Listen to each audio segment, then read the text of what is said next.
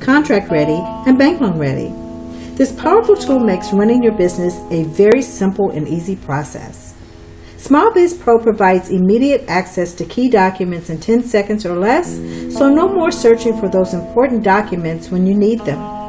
It gives business owners a sense of order and confidence. Are you ready to become business ready, contract ready, and bank loan ready? Then log into smallbizpro.net and get your limited free trial of Small Biz Pro today.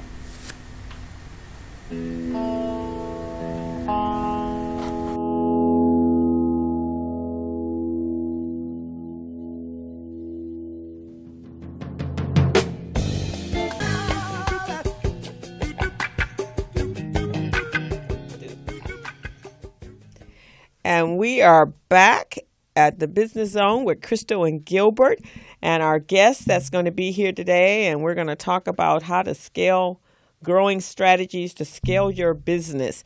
But we want to thank Candace for calling in, and we encourage everyone else to call in. She's got some great little freebies there.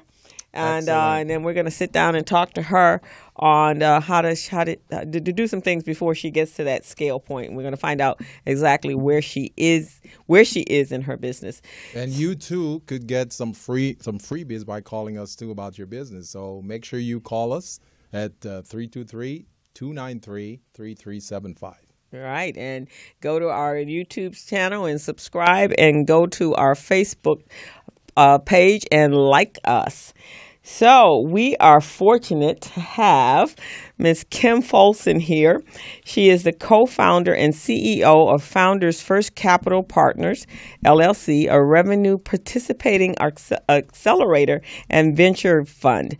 Ms. Folsom is an accomplished high-tech executive and serial entrepreneur with 25 plus years of experience growing innovative technology companies. She has extensive experience founding, leading, and building startups for which she raised $30 million in venture financing. She either founded or was a key executive of the following ventures: Show You How, yeah, and Drive Cam, and Seminar Source. Prior to this entrepreneurial stage in her career, Ms. Folsom was an executive at the National Dispatch Center, the Loose Forward, Altel Systematics, and Great American First. Folsom earned her MBA degree from the University of Pepperdine and a bachelor degree in information systems with a minor course in economics from San Diego State University.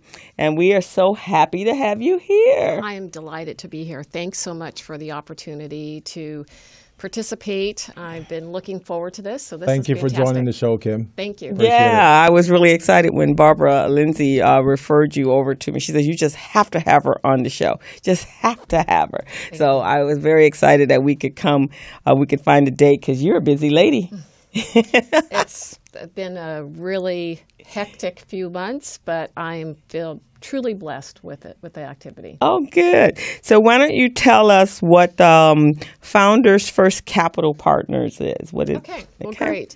Well, what Founders is as you had included in my bio, a revenue participating accelerator and venture capital fund. And that probably sounds like a whole lot. Yeah, it sounds like a whole lot. So in poor man's term, what does that mean?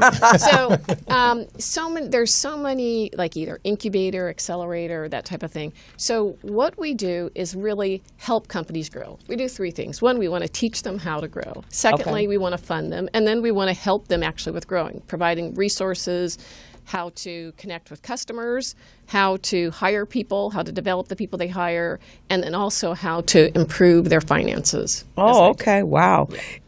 I didn't know these. You know these occur in other ethnicities. Right.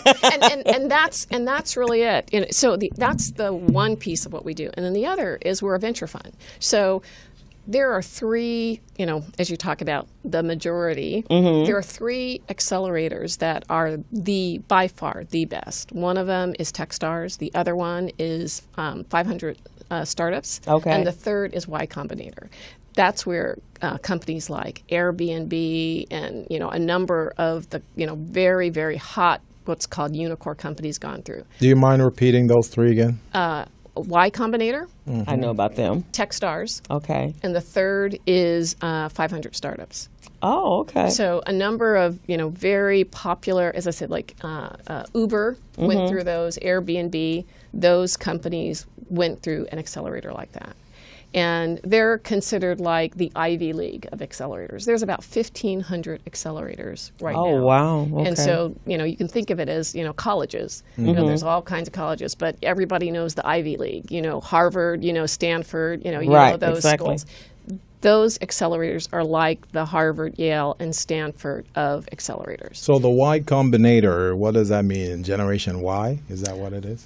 It's a function of taking entrepreneurs and investors, combining them to solve a problem, and helping them grow. That's what the Y Combinator is about. So are they mostly, because my girlfriend and I have a business that we're going to be launching, and we've been looking for funding and looking at some of the accelerators that are out there, and it's a men's grooming salon, upscale.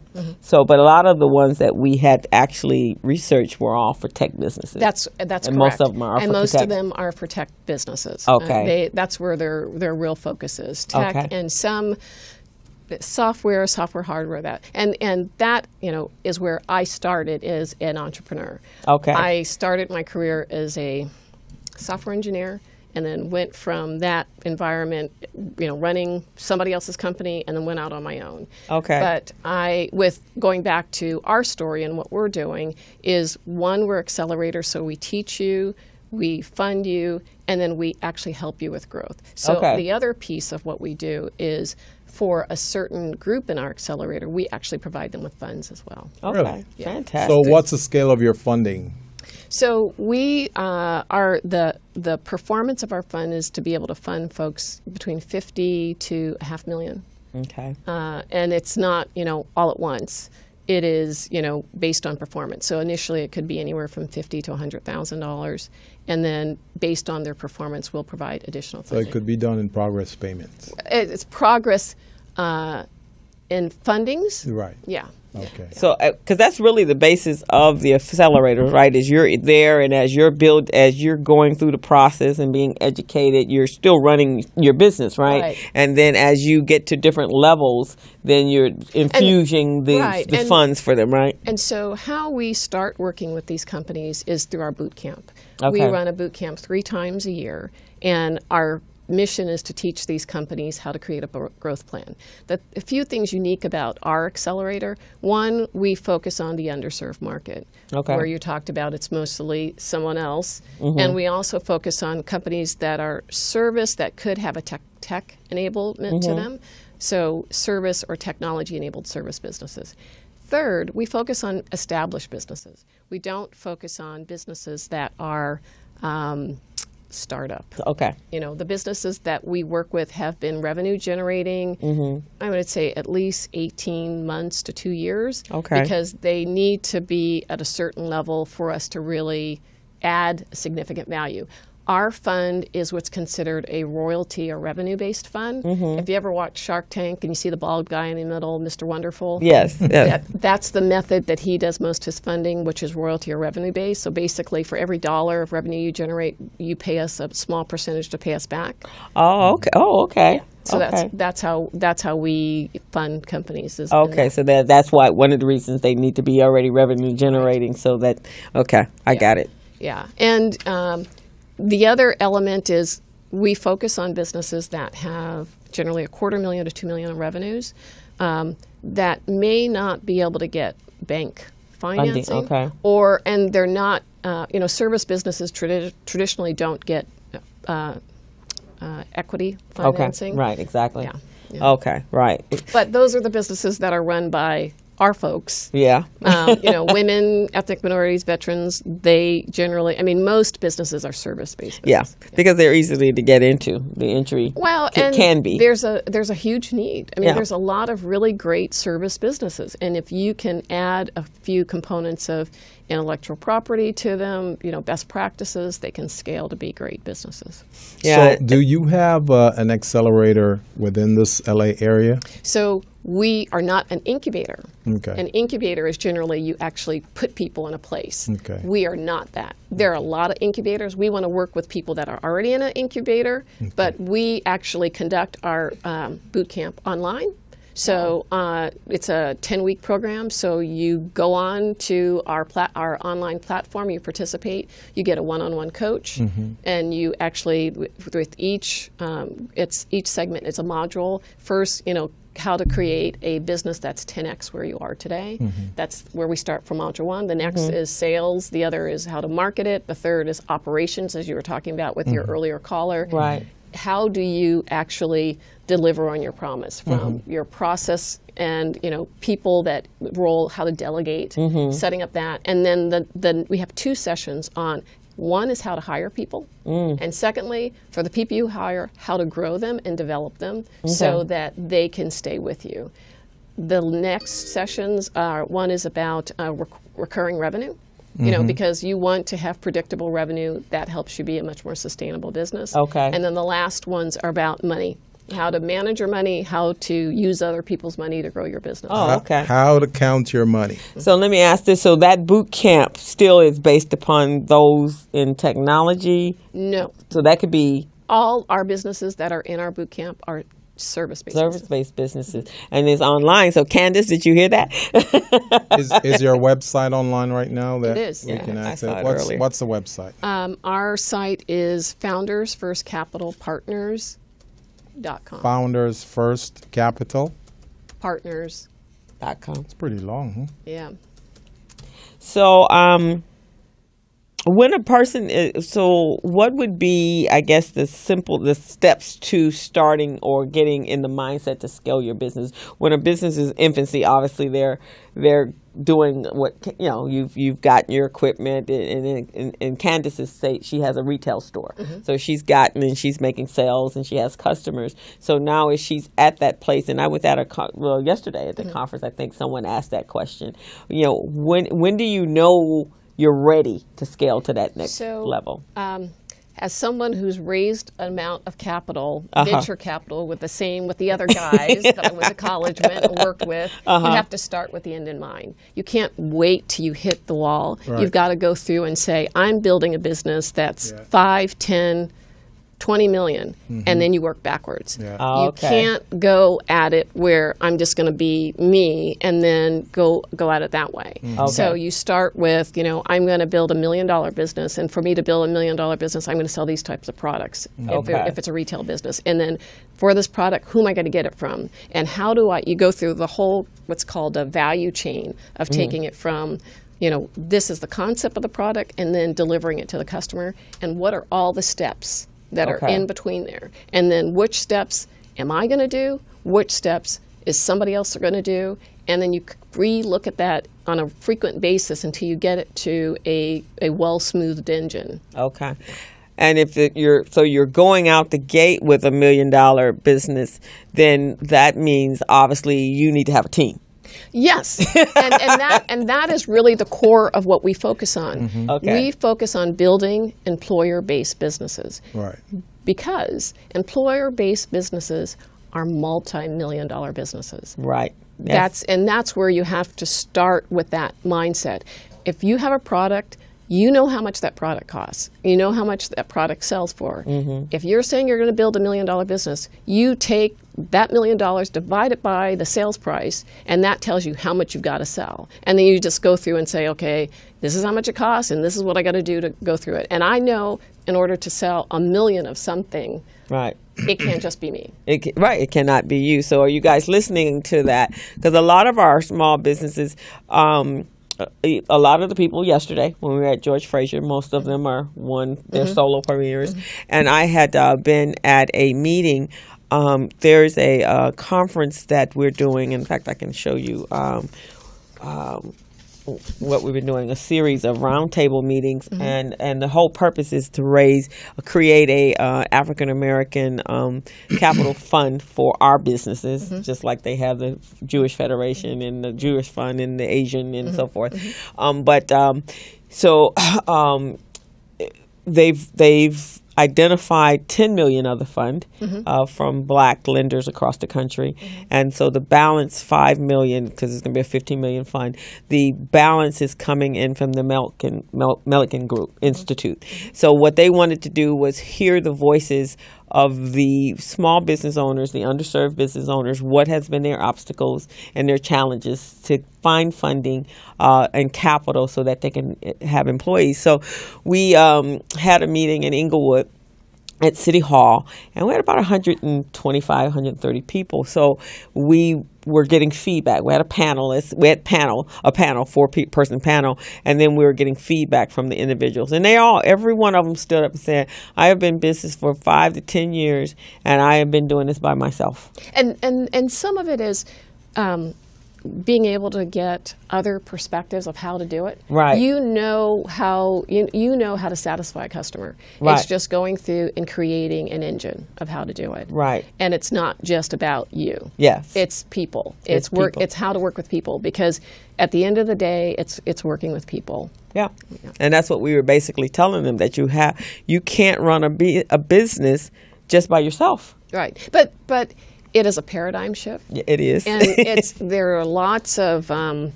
soft skill related issues, because it's trust. Yes. It's letting go. It's, do they have as much interest in it as I do? And, you're going to have to trust somebody else. Right, exactly. And the other side of it is, no, they're not going to treat your baby like you do. That's just not going to happen. It's not going to happen. Right. Because, you're the owner. If it goes really well, you see the biggest benefit. But you can share enough, specific chunks of the business opportunity with some individuals so they can get bought into it.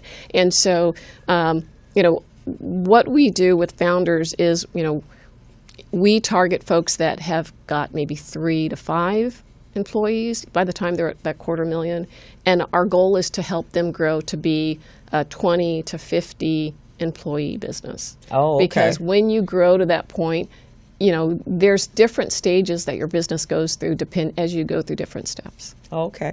So we have a couple. Candace says, yes, I needed an engine and the gas to fuel the engine. And then we had someone else said, me too. And someone, trust is huge. And what else we got going on here? And then Candace is actually online, and she put your website up on. Thank you. So they're having a good time. Thank you. And I'm not sure how to pronounce this. I think it's Tushanta Horgan. She says, great advice. Thank you. So if you guys, you can call in to 323-293-3375, and I'm sure Kim would love to answer any of your questions. So call us. And Candace just had a great time. And how do you maintain, somebody just asked the question, how do you maintain and gain trust? So it's first, again, being able, there's 2 pieces.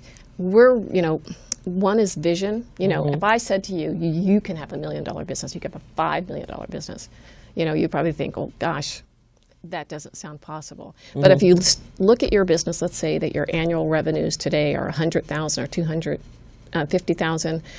The first is being able to you visualize it, and the quickest way of doing it is add another 0 on there. You add another 0 on there, you got $1 million. And so that's the visualized piece of it. Right, exactly. Then you got to marry it with the structure. Right, okay. And that's what got to what I was sharing with you. In order to be that $1 million business, let's say that you have a product that costs $100. You take that $100 times 1,000 or so, and then that gets you to $1 million. So that's what the sales price is, and then you go through and say, maybe it cost me $35 to make it, and so, right. And then it's going through, we have tools that we provide them to actually do all of that structure, and then, hiring people. guidelines about hiring people. Yeah, California is really intense, and they're very intensive about the hiring of the people. and there's the regulations, but there's also people, you Right. know? And the reality is, if you don't set the expectation of what you want from that person, not just hiring them, but what's their first day going to be like? What's their first week going to be like? What's the first 30 days and 90 days? And what outcome? That person is, I mean, sometimes people are hesitant to hire people because it's like, you know, I just see it as taking money and lighting it on fire. Yeah. Because, you know, they're going to cost me X, Y, Z, and they're not going to do what I need them to do. Well, before you know, bring them on, you tell them, these are the outcomes that I Right. need. And make certain that there's a meeting of the minds, and you know that's clearly understood beforehand before you hire them. Many times people hire people and think, well, they're just going to figure it out, and that doesn't. Right, exactly, because there's training. In fact, I have a client, and I'm sure you've got tons of clients, but I do a lot of QuickBooks training, and so I'll go on site to do that. And I have had a client that I came in and trained his employees. You know, obviously, because this is what I do for a living, so I could observe that some of them this wasn't where they were best suited. And he had no idea. So they were everybody's just kind of figuring it out. So of course. And you bring up a good point. It's hire, it's training. It's Yes. not just bring them on and they'll figure it out. Right. Because their figure it out is not the way you did it. Exactly. So- or you expect it to happen. And so you've got to set those expectations. Training is critical because, you know, when you don't train, it costs you. That's when it's lighting. And they down. don't know, I don't think they recognize that it, you know, to train a person, it's better to train a person than to bring them in and keep having to go back out and rehire. Right. Because that's costing costly. you, that's costing costly. you money. Right. Not just in advertising and so forth to bring that person in, but you're going through that cycle, that learning curve each and every time.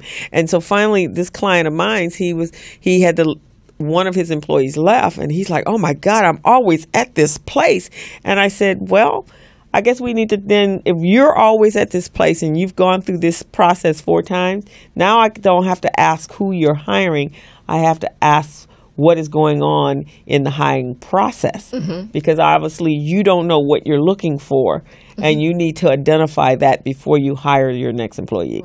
And the onboarding process and giving them that feedback. Right. And sometimes that is hard for people to give people less than spectacular news, but you have to do it. And sometimes it's maybe practicing with a friend, saying, Exactly. you know, this person is having this particular issue. I'm going to share this because the other factor is you just invested in hiring that person. Right. Just like he said, I don't want this person to go, but so then you need to go through and say, you know, I hired to do these 3 tasks. Right. You know, this task you did really well, this task not so good, but this is the things I need you to learn how to do. Right. But it takes the time, and it takes a way of being able to have a civil conversation. So Exactly. That you Or end- constructive. 'Cause Exactly. it can be constructive criticism and say, okay, maybe I need to find some training for you. Right. Or maybe we can get a extension course that we can I can invest in you going to, and I'm willing to do that. Are you willing to do that? At least you're meeting on a common, Right. in a And- common space. The ideal is that you set that up front. Right. That you've gone through and said, these are the outcomes. In order for them to do these outcomes, it could be you're going to do payroll for someone, or you're going to do accounts payable, or you're going to create some spreadsheet. What skills do they need to do that? And make certain as part of that interview process, you've given them enough tests or examples so that you know they have that skill.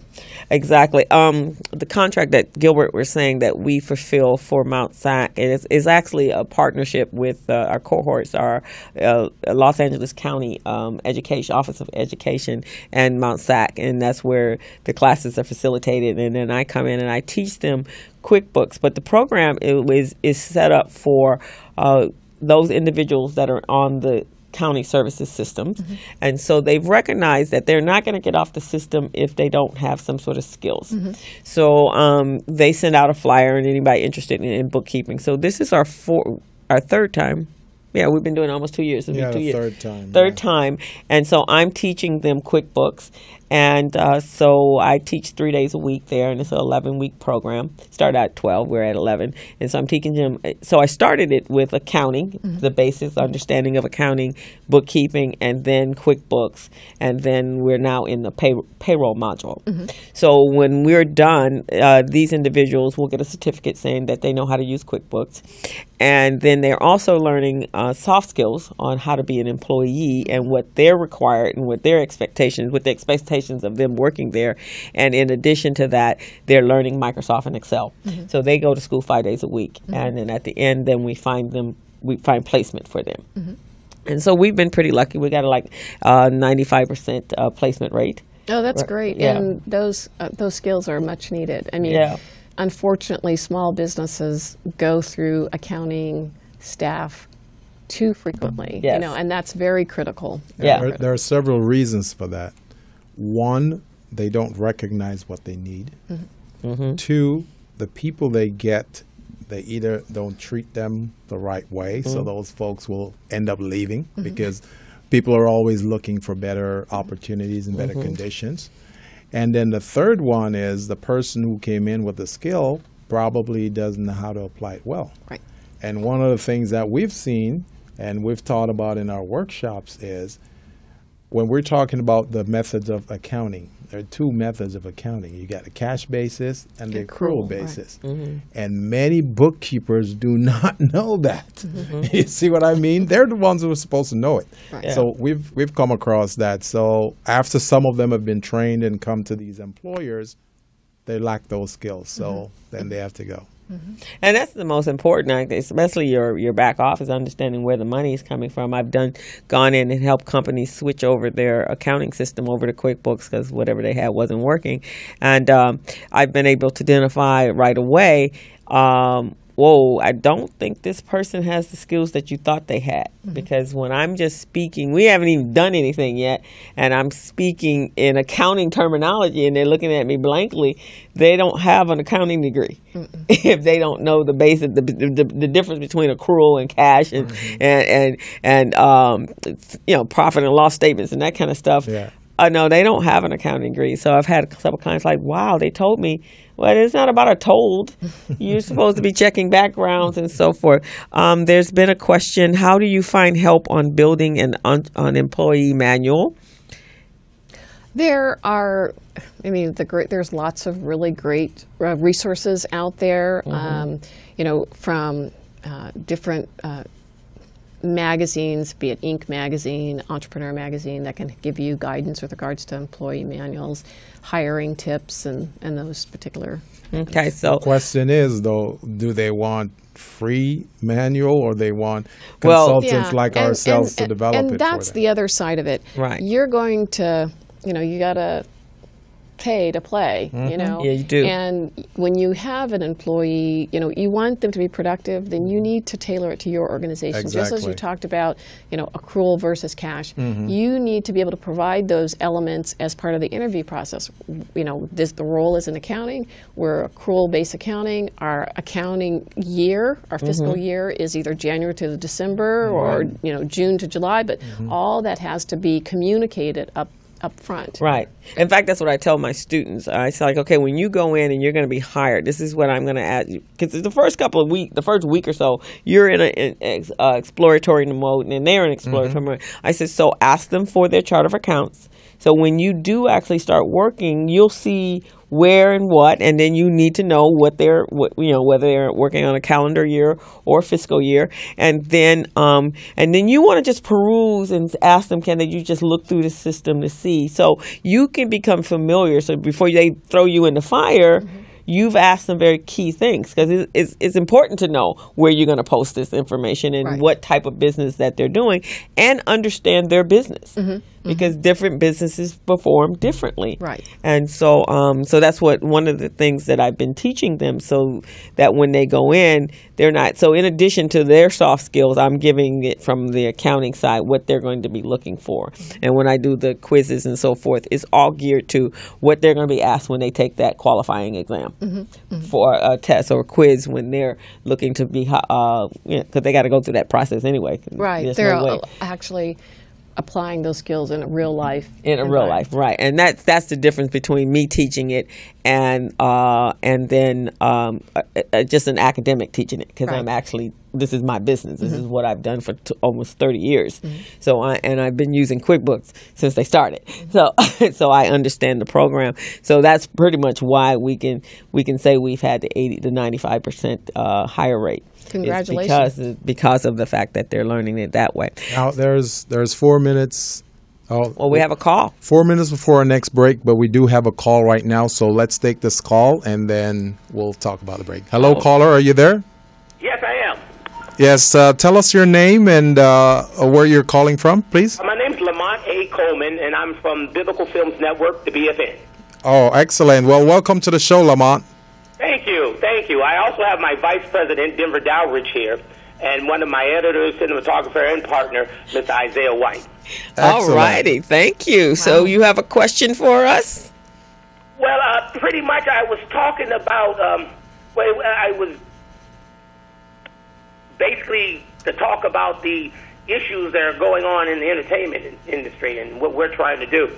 Okay, well, tell us a little bit about it, and let's see if we can help to resolve some of that for you. Well, right now I would say one of the things that we're trying to do in the BFN, especially by what our mission statement is, we have been trying to bring to theater and film more of the morals and the family values that have been basically taken out by the current productions and stuff. Mm-hmm. With us at the Biblical Film Network, we have been really emphasizing working more with the youth when we talk about the morals and the family values. I know today when you talk anything spiritual, even put God in, especially in the entertainment industry, people turn the other way or they don't really, have that much interest. That's so what true. we're trying to do is, like again, with one of our mission statements, we're repairers of the breach. We're trying to, be that gateway to still bring them in an entertainment way. Okay, so here's what I would like to suggest here, Lamont. In every organization, there are core values, because we all have core values, and as you know, our core values are developed when we're little kids. 3, 4, 5, 6-year-old from our parents, our family. So I'm sure you've got that, and I'm sure your organization has some core values that you've established as well. So what you could do is have a list of those core values, and then the people you interface with, when you interview them, you try to see whether or not they harbor those types of core values. So then from the gate, from the jump start, you will know whether or not those folks are measuring up or in alignment with what your core values are before you can move forward. Now, in our workshops, we teach people how to develop those core values. So that's one of the things we could probably send out to you. And I'll have Kim also address some of this, because I'm sure she's done this in many of her boot camps, as well as Crystal. But do you understand what I'm saying on that? Yes. Can you elaborate on the workshop? Well, we have workshops that we do with SoCal Edison. We have some with, we call them CBOs, Community-Based Business Organizations. That's with the National Latina Business Women Association, NABO, which is National Association of Women Business Owners, a variety of different entities, LA Urban League. Where is your office located again? We're located in Burbank. Burbank. Okay, so you're close by. So what we could do, we could let you know when we're having another workshop so we can get you involved, because the core value piece is very critical to your business survival and its operation. And I'm just going to share a quick story with you. The Japanese culture, whenever they're doing business with anyone, core values is one of the first things they look at. And if you don't share the same core values, they have nothing to do with you. So that's something I would like to put out there so a lot of entrepreneurs can start looking at. But I'll have my co-host Crystal also share her opinion as well as our guest Kim. We're going to let Kim go. Well, our take on core values is also what are showstoppers? What behaviors that are just not acceptable, and make certain that those are, as you said, communicated at the point of interview. Mm-hmm. You know, if someone's not going to pick up the phone after after a certain period of time, if they're not going to collaborate, communicate, they're not willing to train, they're not willing to change hats, Mm-hmm. Find those things out ahead of time, because those are critical as part of your core values. So often core values are these high aspirational elements, but you also have to go through and say, things that are just not acceptable. Mm-hmm. Exactly. I would concur with that. You set the standard for your business, right? And that goes from the top down to the bottom. And I personally think in today's business world, that has been lost in the core values and coming from the top. So the top is the example. So we take some of our corporations out there that have been in trouble of late. Certain banks have been in trouble of late. Where is that starting? Well, there needs to be a connection between the top and the bottom. Too often it's like, okay, well, this role, these small people are going to interview them and that's it, as opposed to having that connectivity all the way through. There are still some large companies, not a lot, that, regardless of what the position is, they make certain that there's someone at the C-suite that's also interviewing the person in the front lines and making certain that there's a clear connection to what happens and what doesn't happen. And that's important because they're representing your company. Yes. So when you're not in your company, then these individuals who are your employees are representing you. So you want to make sure you are all on the same page. Everybody knows what the vision of the company is, what the core values of the company are, and everybody's in line with that. And maybe that means from time to time you need to revisit it. Need to have a company meeting and everybody's revisiting what our core values are. Right. And even to the point where it's not just at the company meeting, it's part of your communication on an ongoing basis, that when you look at you're working to get a new customer, make certain that the practices you use are what your core values are. I mean, just as you referenced the bank, if that discussion would happen as to how you acquire new customers and how you don't acquire new customers, perhaps that wouldn't happen. Perhaps that wouldn't happen, as of thinking we're operating in silos and nobody's ever going to catch up to what we're doing. So I think that's important. And Lamont, I think when you're doing something on a spiritual basis or religious basis, and you operate a little bit like a nonprofit. If this is what we stand for and this is what our mission and goals are, then that has to be exhibited both with our customers and as well as our internal staff and all the individuals that are working in the company, even our subcontractors. If you have contractors coming in, they all have to understand this is the mission and the goal of our organization. And so go ahead. I'm sorry. No, that was basically what So with that being said, Lamont, just to put icing on the cake here, here's what I'd like to suggest to you right now. I would like you to make a list of 10 core values that's very important to you and your organization. It could be honesty is one of them, competency, integrity, accuracy, loyalty, diversity, dedication, excellent teamwork. If those are some of your key core values, I want you to list those.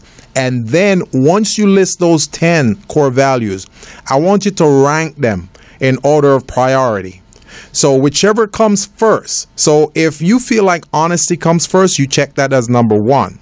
You feel like teamwork comes second, you check that as number 2, and you go all the way down. So when you're meeting with these folks in an interview, or a basic conversation session, you want to ask them, what are your core values and how do you rank them? So then you can see if those are in line with yours, because if they're not in line, then you may not have a very good fit.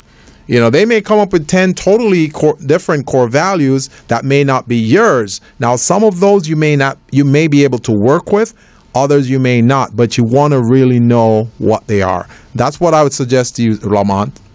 Again, don't get me wrong. When we do interview with people, even our customers, because she's right, we're a spiritual-based organization. Oh, yeah. We're following basically Galatians 10, the characteristics of a Christian. Uh-huh. We state that. Mm-hmm. One thing, just because we're in Hollywood a lot and we do film production Right. and television production, Right. we'll say, yeah. Right. And they get into our home. I call our company our home. Right. Then they try to take, I say, those secular, those commercial ways. Right. They slowly come out, trying to then exhibit basically what they felt we should do or what they thought it was. Right. It's very clearly that we are biblical films, Right. based. And again, from my staff on down, we pray 3 times a day.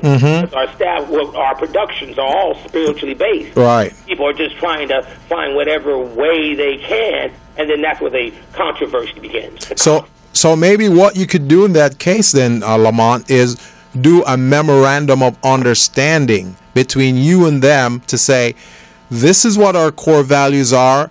You're coming on board with us to participate in our environment, our activities, and you're pledging that you're going to abide by these core values. Are you agreeing? You see what I mean? Have them sign that memorandum of understanding. Again, for Mr. White, we do give him our policy procedure book, which is with all that. Which is great. Again, the sad part is that, I don't know, it's just the people these days, they right now people don't want to hear God, or they have a problem with morals, and they feel it's just strictly business. Right. Morals and God is left at home, but when you step out that door, you're in the world. Well, one of the things that Crystal and I can do with you, Lamont, is to do a sit down. You said you're in Burbank. We could come to your place. We could do a sit down with you, and we could go over some of these things, and we can look at your standard operating procedures to see what you have and see how you have it set up, and we can move forward on that. But you can also go to our website, biblicalfilms.org, Uh-huh. get a total overview of our company and all the productions. We're launching our TV channel, which will be on January the 7th, and we'll be in 3 different markets, Fresno, from Sacramento to even L.A., with the different programmings that we are showing, from Cookies and Crime, one of our kids shows, all dealing moral-based. It's Okay. like Law and Order, but it's dealing with, stealing and Okay. how to lie. We'll take a look at it, and we'll take a look at it, see what it's about. But we truly, truly appreciate you calling in, participate in our conversations today, and hopefully what we've said here today can shine some light on where you want to go and how you want to handle it, okay? Thank you. Thank you very much. Thank you, sir. And keep on listening, okay? Yes. All right. Thank you. All righty. Thank you, Lamont. So, You want to take a quick break? yeah, we'll do a little break and then we'll finish up. Okay. So we'll take a break, and we'll come back in 2 minutes. But remember, our phone number is 323-293-3375. That's 323-293-3375. This is the Business Zone with Crystal and Gilbert. Pro is a cloud-based, all-in-one business management, procedure, and market research system that is uniquely designed to help minority business owners become business-ready, contract-ready, and bank loan-ready. This powerful tool makes running your business a very simple and easy process. Small Biz Pro provides immediate access to key documents in 10 seconds or less, so no more searching for those important documents when you need them. It gives business owners a sense of order and confidence. Are you ready to become business ready, contract ready, and bank loan ready? Then log into smallbizpro.net and get your limited free trial of Small Biz Pro today.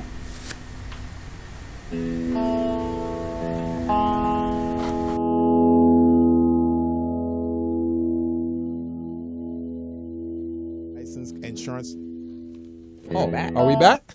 Yeah. Wow, that was fast. That was a stealth move there. So Our engineer's on her job today, man. we're back on the Business Zone, and Crystal and Gilbert here, and we're just talking a little bit about managing your paperwork and record keeping, and which is also a part of Kim's program, helping those businesses to become more efficient. Right. So Kim, what would you say would be like 5 simple or beginning steps for a business to start contemplating if they were going to start scaling their business, or they're in that place where they need to be scaling their business up? So, if it's okay with you, I'm going to answer this a different way.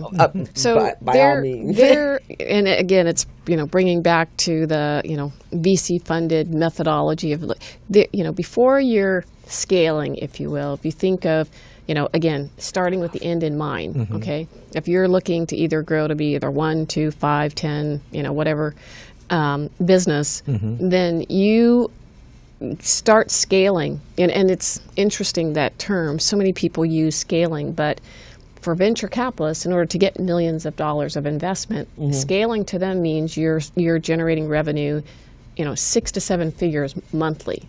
That's what scaling means. So that's good to know. So, to most small businesses, scaling means you have a predictable revenue stream and you're growing 10, 15% month over month.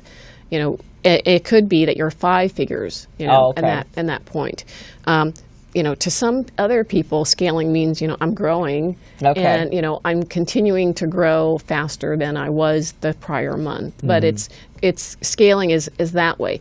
Generally, scaling has a accelerated revenue component to it. You're making more revenue one month versus the other. But to get to that point, you need to have, a solid idea, a product or service to deliver against that. Customers, more than one, multiple customers that are buying whatever it is that you are selling. And they're paying you money to do that. And they're doing it on a regular basis. And when you got those 5 things in place, then you can start talking about scaling. But unfortunately, so many people are like, well, I'm scaling but it's more, I'm burning money and I need more money to burn. And you really have to focus on getting somebody to like what you're doing enough to pay you, and to pay you enough that with multiple increases of it, you're going to have a comfortable quality of life. I mean, and that's really what it comes down to. When you have that multiple $million business, then you are in a different, they still have issues, but it's an easier path than, I'm still just trying to eke out, just selling one thing at a time. And so that may mean that you're going to start a little slower, and that you're going to maybe get uncomfortable because somebody's going to tell you your baby's ugly. And you're just going to have to feel bad for a day, suck it up, and then just go right back out there. And even ask them, well, you have this problem. What would solve that problem for you? And it may not be what you first thought it was. But if you keep that conversation going with them, they're going to tell you because they have a problem and they don't want to solve it. Yeah, and sometimes you have to be open to you have to be open to criticism. As entrepreneurs, you have to be. Yeah, you just can't assume that everybody loves your baby or your idea or your concept. You hear so many times people's like, but I can't do it that way because this is not how I created it. It was like this, and this is. And you have to decide: is it just you, or is it that you are looking at this being a business that you're going to be able to solve a big problem for a certain percentage of the market, and and scale. That's what. Now, let me ask this question real quickly, Kim. I know that you have a certain range that you look for within certain entrepreneurs, but what about the ones that don't measure up to that? What about the ones that generate less than $500,000? They generate $100,000 a year in sales. Do you refer them somewhere else? We find out about other services and we refer them to folks. Because I'm thinking many of the entrepreneurs that are listening and watching this program right now, they may not measure up to the 500,000 to say $1 million category. So they might be thinking, this is not for me. But we want to make sure at least we can point them somewhere else. Yeah, and our group is 250 to 2 million, so it's Okay. a little closer Okay. to that. But we'll, if we find out other resources, then we'll point them. And sometimes it may be books. Okay. Sometimes it may be asking you to invest in a coach to help you get there. Right. But you can't try to solve all these problems by yourself. Right. I mean, unfortunately, because of what we're doing, I do get people that are less than the 250, and it's like, gosh, I really would like the help. And it's like, my advice to you is, find somebody who says they're a coach. They should have strong financial background, such as yourself. Right. They should have experience helping companies go from where they are to where they want to go. And then if you do that, then that's part of the journey. Yeah. That's how you get there. And you can't do it all by yourself. Now, do you have a list of successes that you have on your site? Say, these are companies that went through our program and they're doing great today. Do you have So let me just share with you, most of my successes have been my personal ones. Okay. I have my 6 prior companies where I raised $30 million for. I took them from idea, a few of them from idea to exit, and some of them were not idea to exit. Right. Our mission is to help fund 1,000 companies and help them, be able to hire sufficient enough jobs, 20 jobs each, so that it's a $1 billion impact. Right. I'm excited to share we're now down to 999. Okay. Last month we helped a company get $300,000 in funding, and they're going to get access to $2 million. Oh, wow. Is that going to be like a line of credit available to them? It's performance based. Okay. So their first infusion was $300,000, Okay. and based on some additional performance, they'll be able to get access to another $300,000 to $400,000 and so forth. Let me tell you about the profile of that company. African American entrepreneur. He had an app. It was basically Pandora for exercise. Oh, wow. Million users, 2 million in revenue. He wanted to hire some engineers and marketing, and we were able to connect him through our network. But for us, the keys are you're accelerating revenue. He was scaling. His revenue was going up, 35% month over month. Wow. He was looking to hire people use it for growth. He was looking to add marketing, for his particular support. So those were the components. So that to your point, that's one of our other success stories. We look to do another funding before the year's out. Oh, it's fantastic. So even for our callers, even though you may not be there at this point, but what Kim said at the top of the conversation was you're going to change your paradigm to thinking, I'm on $1 million business. So what do I need to do that? And what I found, and I do a youth program where we teach kids to be entrepreneurs, and that's one of the exercises we do right off the bat is, okay, what does it take in order to get, you want $100,000, you're a kid, but you want $100,000. What do we need to be selling your product at, and what does it take for you to do that? So they get that right off the bat. Whereas we found with most of our business owners, they're in business by default. A lot of them fall into business, or as we a couple weeks ago, we reviewed the book E-Myth Revisited, and we went through that. And I've been doing this for someone else, and I'm just sick of this. I'm sick of working for them, and I'm going to start my own business. But they don't understand what's been going on in the back. Why you're sick of the company is whatever's been going on in the back. So they don't know that until they actually get into that position. And another way of looking at it is, first, what is the income level that you need, that you deserve, not looking at it as, I can only. Right. No, you deserve to make a 6-figure salary or a 7-figure salary. And then, it's part of the starting where you want to be and working backwards. And then look at, okay, what size the business need to be to make that happen. You can do that. You can do that. Right. That's what the other guys are doing, let me tell you. Exactly. And a lot of times that's one of mine when I'm doing my my business plan class. It's like, okay, if you are thinking that you want to do $50,000 a year or $60,000 a year in revenue, you don't need to leave a job. Right. Because you make that at a job. So you got to be thinking bigger. You got to be thinking of $1 million. And you're like, wow, that's a lot of money when we do projections. Oh my God, that's a lot of, no, that's not. Right. If you're running a company, so now let's put in your expenses, let's put in your cost of goods, that's not a lot of money. No, and it's back to the discussion last night.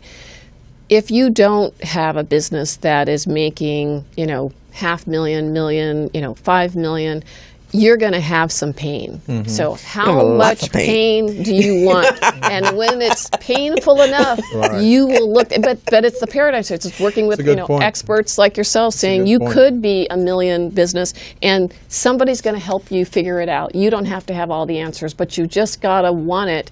And don't be afraid. Right, exactly. And be willing to invest in your business. Exactly. Because it's going to pay off. Whatever you're paying for, coach, and classes and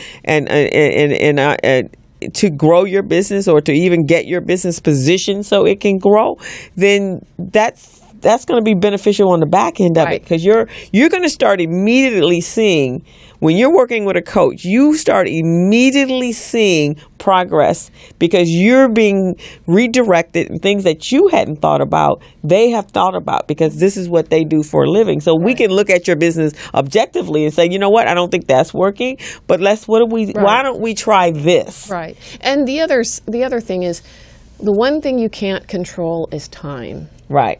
And recognize they say it takes 3 times as long and it costs twice as much. And so give yourself time to learn how to get it right. Too often people think, I got this idea, it's going to be the next Facebook. That's 1 out of billion possibilities. Which takes me to my next point. Entrepreneurs, one of the things I really want to emphasize, so you guys understand, when we talk about pain here, we're talking about the fact that pain, it's measured in 3 ways: time, money, and resources. Okay? Time, money, resources. That's what your pain in your business amounts to. So when we're talking about pain, that's really what we're talking about. The next way in approaching pain is that you're in business to solve a pain. Just remember that. Not just to get rich or to create or to bring an invention or an idea to the marketplace. It's to solve a pain in the marketplace. Just want to put that and it's not about them. It's not about them liking their product. It's about your consumer liking your product. It has nothing to do with you, right? It's not about you. It is not about you. It's about your customer. And until you got your customer, we had a webinar. That's one of the things that we do is every other week we do subject matter expert webinars. And this morning we had one on how to present to win large customers and investor. And our presenter said, when you think of what you do, it's 3 things. Is it a nice to have? Is it an aspirin? Or is it like, penicillin? And so you have to continue to have that conversation and dialogue to make it's a must-have. Because when your product or service is a must-have, when the economy adjusts, you're in there. You are a requirement. Right. Which is what happened to during the recession. They hadn't prepared. And again, they're working on small margins, not having projected. There are people that I know that were in the mortgage business that survived because they knew their market. And so they were able to project out. They knew something was about to happen. So they start pulling back and downscaling and figuring out another direction to go in while the market was turning itself back around. And also seeing, it's just like when you're in the stock market. When it's a bullish market, you can play on the other side of the game too. So they figured out, wait a minute, when it turns, then what we're going to be looking at. We need to look at REOs because that's where the market is going. It just is what the reality is. And that's the other side of it when you invest in, coaching and somebody else who's worked with a lot of other businesses, you get the benefit of their successes and what they found out didn't work. And that's what is so beneficial, because when you are a solopreneur, you're so focused on just in that treadmill, So you don't see, you're blinded. You don't get to see that, you needed to make an adjustment here or an adjustment there. Right, exactly. So we're getting close on our time. That's 2 hours go by so very quickly. So, Kim, we really want to thank you. So is there anything you would want to share and close in and talk about? A couple things. So our next boot camp is going to start on January 4th, and we'll be having the link open for folks to apply there. Okay. And then the other is we do, as I shared with you, the subject matter expert webinars. They're free. Okay. And so those will be up on our website soon. We have a veterans leadership event that we're going to be hosting on November 4th. Oh, okay. It'll be moderated networking. We're also going to have a panel about transitioning leadership to run your business as a veteran. Okay. And then the last piece, we're going to have a section that will be led by Stedman Graham with regards to transitional leadership. Oh, wow. Now, is that in San Diego? It is in San Diego. Okay, and the webinars are available, obviously, online, so they can go online. But anyone can come down to San Diego. They can. And so you guys, that's a tool to hear Stedman talk about, so that might be a great road trip. Make a weekend. Is it on the week? Or? It is on a Friday. On a Friday. Look at that. Then you can stay in San Diego for the weekend. So Kimberly, I'd like to give you some copies of our brochures on Small Biz Pro. Okay. We'll tell you a little bit about our program, and certainly we want to work with being a strategic partner with you, because we see how we can help some of your members with this system. Okay. Help them better manage their business. That sounds great. Yes. And then some of the businesses possibly that are coming in that are not ready for you yet. We want to be able to give them homes so that Exactly. when they grow, they can come right back. They can come right back. What we'd like you to do is to go to the site and register your business. Okay. And then once you've registered and you validate the link and everything, send us an email and we'll give you a lifetime membership. Oh, well, For thank free. you very much. For free. Wow. Providing you'll refer some of your businesses our way. Okay, you can count on that. Definitely. Well, thank you so much, Kim. Yeah, we've been very blessed to have. So now that we're talking grown-up businesses, guys, we're teaching. We're at adolescent stage talking about college. So that's where we are, so that you guys will get that. But see, one day you did go from kindergarten, college, so you can still do that with your business. All businesses start that way. Business. The great part about businesses is you can be young again. Yes. Yeah. That's good. So I want to thank you guys. We will be back next week. We're starting. Any announcements you want to make? Let's see. There is actually a play, and I believe Lamont was calling in Biblical Films. They have a play that is called The Marriage, and it is going to be on October 8th at the West Angeles Performing Arts Studio right there on Theater on Crenshaw. And it is Dawn Lewis is the lead actress, and they have a 2:30 show and a 3:30 show. So I believe if you go to the biblicalfilms.com, you can find it, and they've been posting it all over Facebook. And so check that out. It sounds like a great play. And let's see what else is going on. Recycling Black Dollars' Breakfast Mixer is the second Tuesday of October 14th, and we are celebrating or having a tribute to Muhammad Nazardine, the founder of our organization, Recycling Black Dollars. So please come out, and also, guys, trend on Facebook on RBD's Facebook. If you've had any experiences and what you remember from Muhammad, let's kind of get some conversation going on a tribute to Muhammad Nazardine, the visionary that started Recycling Black Dollars. And I think we've come to an end. I don't think there's any other thing I got. Well, I'm going to make a quick announcement. Okay. And as you know, I've started my business management academy in the Inland Empire with the National Latina Business Women Association. We started our first class this past Wednesday on September 28th. Phenomenal class. We had 25 participants in the class. Okay. We had 30, but only 25 of them were entrepreneurs. So that was a great class. We're getting lots of accolades out of that. We did capability statement development, and we did a few other things within the workshop. So they love that. So next class will be next Wednesday. That's October 5th.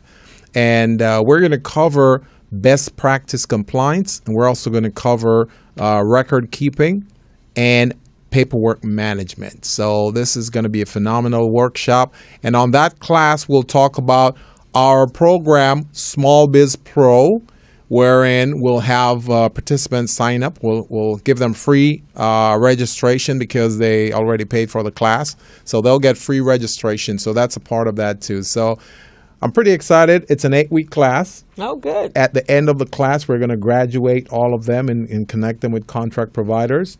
Last year, we graduated 29 women from the program, and it was phenomenal. Fantastic. So this program is sponsored by the California Department of General Services and SoCal Edison, and a few banks like California Bank and Trust and Comerica. Oh, fantastic. So I'm very excited about this. The word is getting out about the Business Management Academy. So good job. Good job. I also have a webinar series. Is a complimentary webinar series that I'm doing that's leading into a business plan course. And it is Launch Your Dream Now. And get out of your own self way. And it's going to be October 9th. You can go on my Facebook page and you will see the link there. Or if you're interested, you can call or text me. My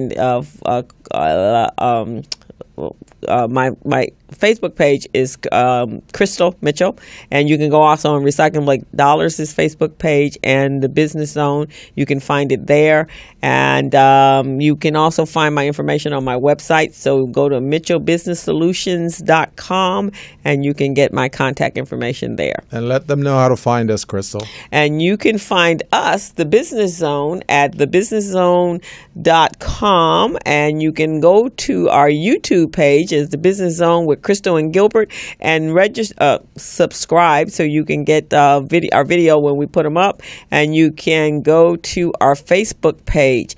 And you just Google the Business Zone with Crystal and Gilbert, and you can find all of us everywhere on the internet. We're at the top of the page. And the next 1,000 subscriber will receive lifetime free membership. There you in go, the Small guys. Biz Pro. And so go there and subscribe right now. Okay, and so we're gonna close it out, but make sure you go to foundersfirstcapitalpartners.com and register for the boot camp, and as well as the upcoming webinars that she has, and they're complimentary. So she gave you some powerful information. So you guys want to take that business and start getting that $1 million revenue place or $250,000, then this is the first step. And when you register at that site, you will also get access to a free white paper. Just so you know. Okay? We're checking out. All right. This is Crystal. And that's Gilbert. That's right. We'll We're see out. you next week.